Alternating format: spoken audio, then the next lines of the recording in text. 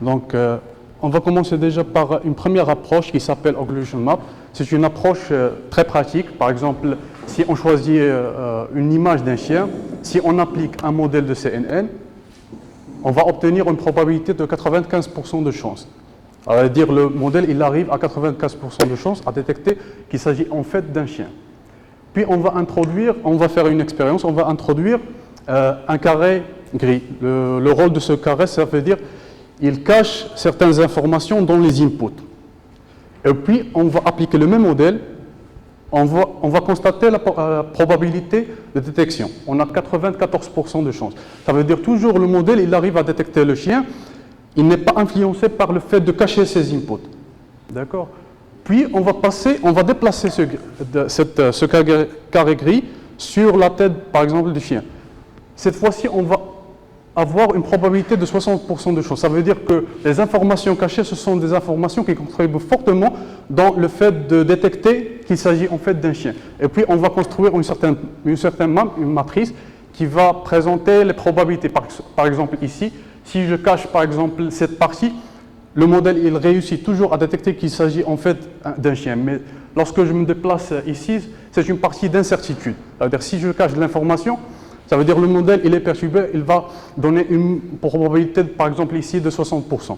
Et ainsi, on peut faire une approximation de la sensibilité de probabilité.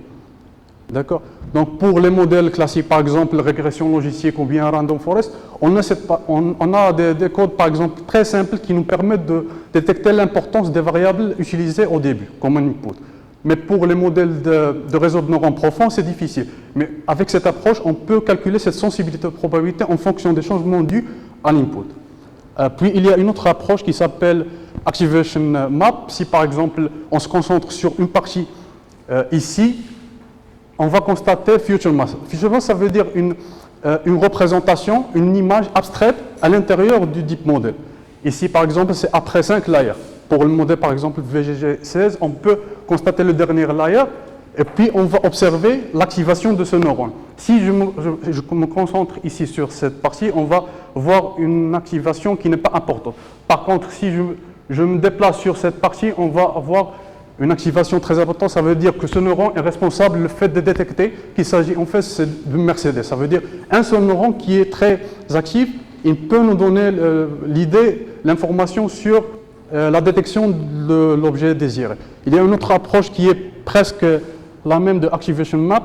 Il s'appelle Data Search. Comme le nom l'indique, c'est une approche basée sur dérouler l'ensemble des images de l'input, puis choisir top 5 images qui vont contribuer à maximiser l'activation d'un seul neurone. C'est ce neurone qui est responsable de détecter le fait qu'il s'agit en fait d'une maison. Donc c'est ça le rôle de cette approche. Il y a une autre approche qui s'appelle Exclusion Map. C'est une approche simple et il se base sur, au lieu de se concentrer sur Future Maps, il faut se concentrer sur la performance. On va commencer à exclure quelques unités, puis on va observer la performance. C'est une approche bien expliquée sur, j'ai mis la source Understanding the Role of Individual Units in a Deep Neural Network.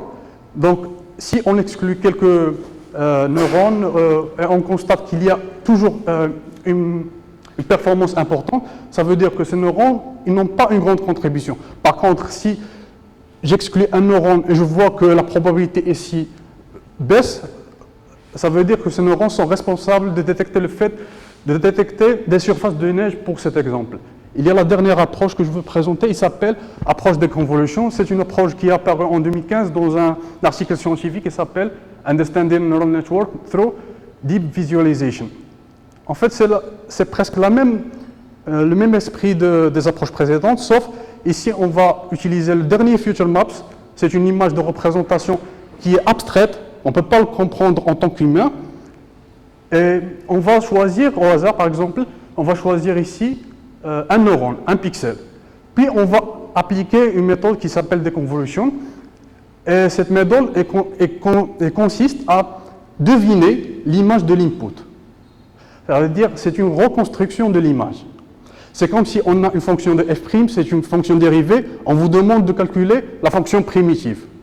Sauf ici, il ne s'agit pas de fonction, il s'agit de future map, c'est d'une image de représentation. Et puis, on va remonter vers l'image finale devinée par cette approche. Et je parie que la plupart de vous vont reconnaître cette image. Il s'agit des contours de chat. Donc ça veut dire quoi? Ça veut dire que ce pixel est le responsable de détecter le fait qu'il s'agit d'un chat au début. D'accord? Puis,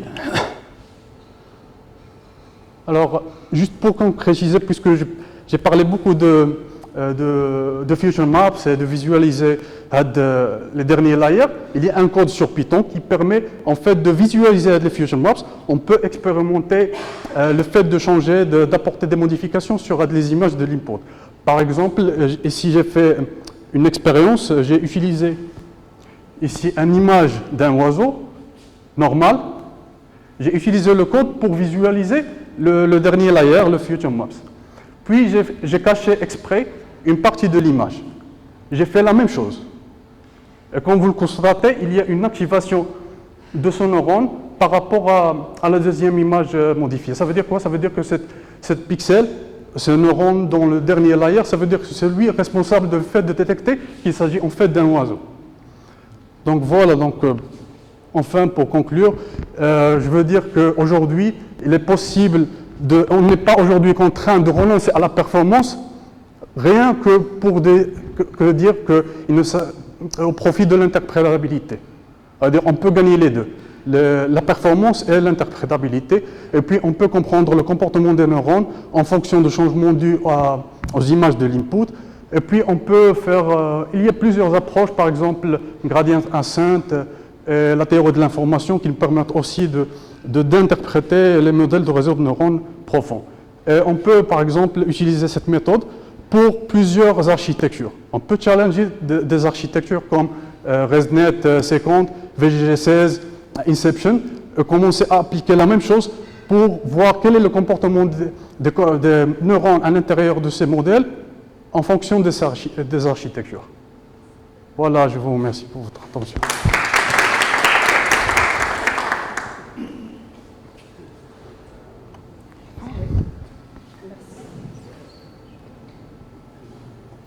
Oui, merci, monsieur Hassan.